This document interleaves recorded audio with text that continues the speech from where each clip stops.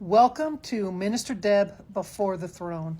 In my first video, I talked about Jesus gems and how God leads me to places and he gives me revelation, and I use those to help people.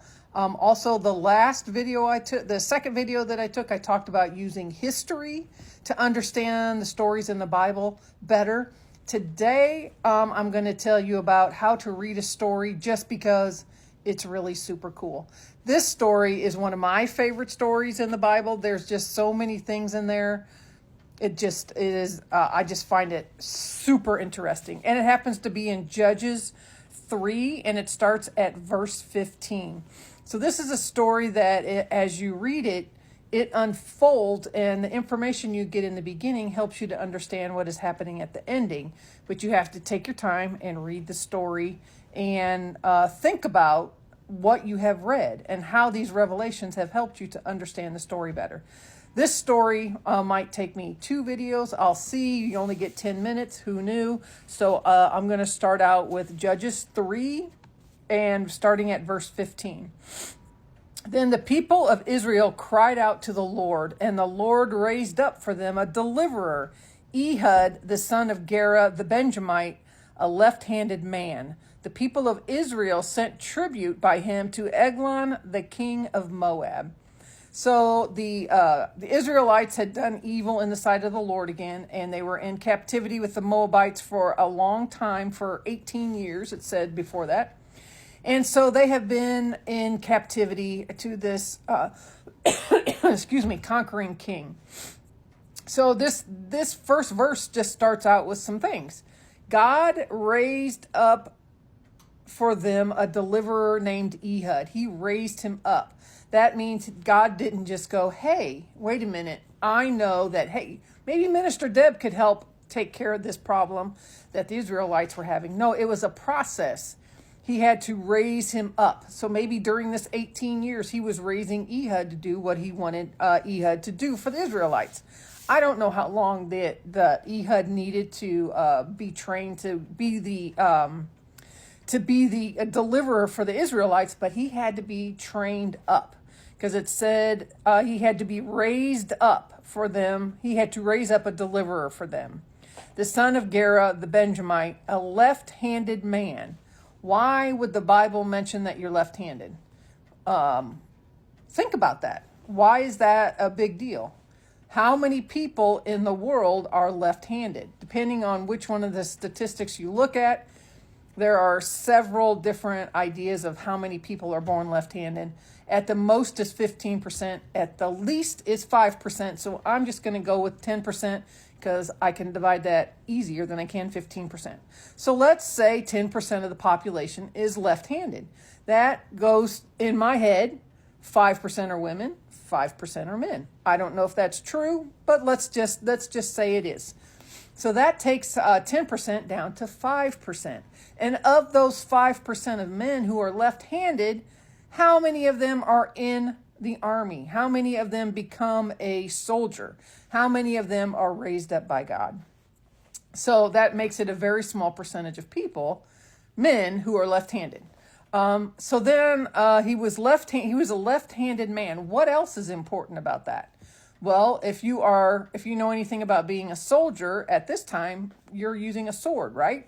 So when you're right-handed, you reach across your body to your left side and you pull your sword out. It would be really uncomfortable to go and try to get your sword out that way. That would not be an efficient way. So if you're left-handed, you're going to reach over to your right-hand side and pull it out.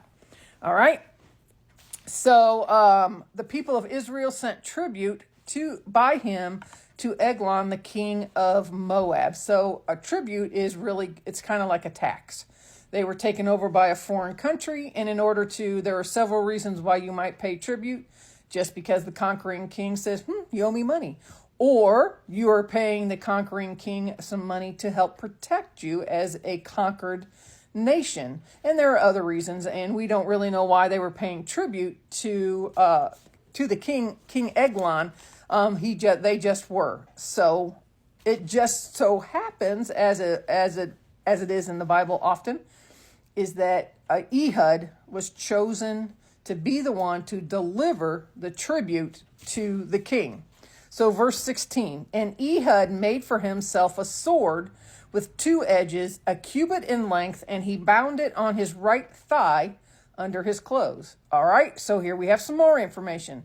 He made a sword. It was 2-edged. So if you have a 1-edged sword, it's usually used for chopping. And if you're going to stab somebody, it's much harder to stab somebody with a sharp edge only on one side. But if it's sharp edged on both sides, it is easier to go into the person and come back out. So it's sharp. It is sharp all the way around, no matter how you place it in the body. It's not very good for chopping because you've gotten rid of a lot of the weight in making the sword.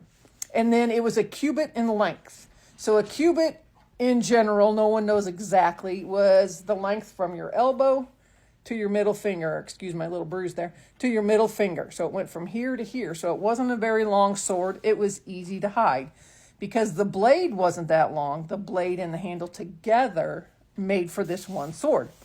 So he made one that was a cubit long, and he hid it under his right thigh.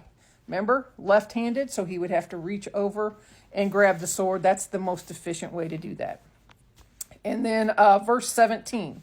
And he presented the tribute to Eglon, king of Moab. Now, Eglon was a very fat man. Wait a minute. King Eglon was a very fat man. That is something to remember. And when we get farther along in the story, the dog is over here trying to get me to play. He was a very fat man, and that's going to make sense later on in the story. So remember, he was a very fat man.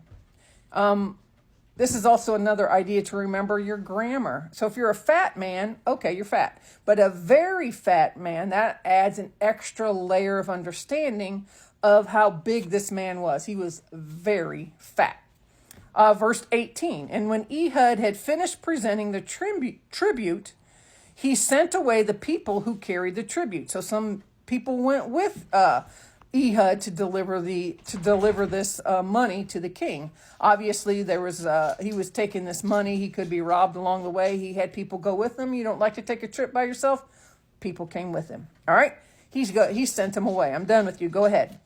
But he himself, verse 19, but he himself turned back at the idols near Gilgal and said, I have a secret message for you, O king.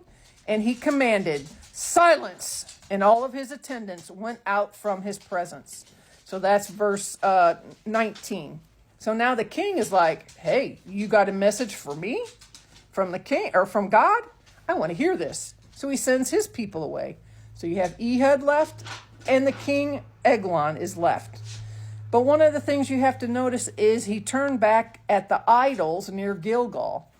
This king didn't believe in God. This king had other idols set up around him. They believed in something different. So why would he want a message from God? Who knows? But he did. So he sent everybody away, and Ehud sent all of his people away. And they went and they left the two by themselves. Not a very smart thing for the king to do. And verse 20. And Ehud came to him, the king, as he was sitting alone in his cool roof chamber. And Ehud said, I have a message from God from you. And he arose from his seat. So, again, we need to go back a little bit about history. The cool roof chamber. It was a place it was cool in the summertime. It was a place to go, to sit. It was the bathroom. They always had the bathrooms on the roof because in order for there to be any type of drainage or pipes, you needed to have gravity to pull the stuff on down and on out. So he was upstairs. He was on the roof in his cool chamber, and he called Ehud up there. Kind of weird if you ask me. All right, I'm almost out of time, so I'm going to pause. This is part 1, and I will finish part 2 in just a minute.